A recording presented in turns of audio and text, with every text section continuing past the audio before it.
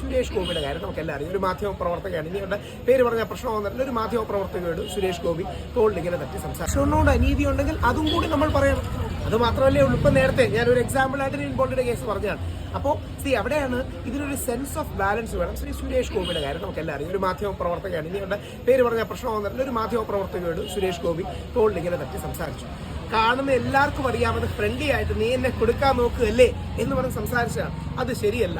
സുരേഷ് ഗോപി ഏറ്റവും നല്ല രീതിയിൽ പബ്ലിക്കായിട്ട് ഫേസ്ബുക്കിൽ ഇവരുടെ പേരെടുത്ത് പറഞ്ഞ് ക്ഷമിക്കണം, എനിക്ക് തെറ്റിയതാണ്, I am very very sorry എന്ന് പറഞ്ഞു.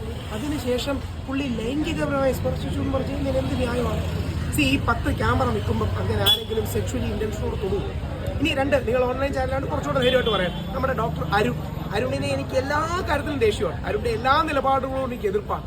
പക്ഷേ അരുൺ പോക്സോ കേസിലെ 1-ാം പ്രതി ആകുന്നത് എങ്ങനെയാണ്? ഇത് നിങ്ങൾ ചോദിക്കണ്ടേ? അതായത് പോക്സോ, അരുണ് മക്കളില്ലേ വീട്ടിൽ? ആ പിള്ളേർ സ്കൂളിൽ പോണവരല്ലേ? അരുൺ പോക്സോ കേസിൽ 1-ാം പ്രതി. എന്തിനാണ്?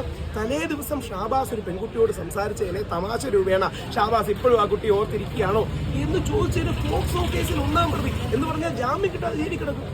എന്ത് തരം നാടാണിത്? ഇനി നാളെ അരുൺ എന്തെങ്കിലും ഒരു വിഷയം വന്നു കഴിഞ്ഞാൽ ഇപ്പം തന്നെ പലരും ബോച്ചയുടെയും അരുണിന്റെയും വിഷയങ്ങൾ ഇക്വേറ്റ് ചെയ്ത് നീയും ദ്വയാർത്ഥം പറഞ്ഞില്ലേ എന്ന് പറയുന്നുണ്ട്. ഒരു വെറും തമാശ, ഇന്നസെന്റ് ആയ തമാശ പറഞ്ഞതിന് അറിയില്ല ഗവൺമെന്റിന്റെ സമീപനം എന്താണ്. എന്നാലും ഒരു കാര്യം ഉറപ്പാണ്, രാഹുൽ ഈശ്വറാണ് അത് പറഞ്ഞ് ഞാൻ ഇപ്പോൾ അറസ്റ്റ് ആയത്.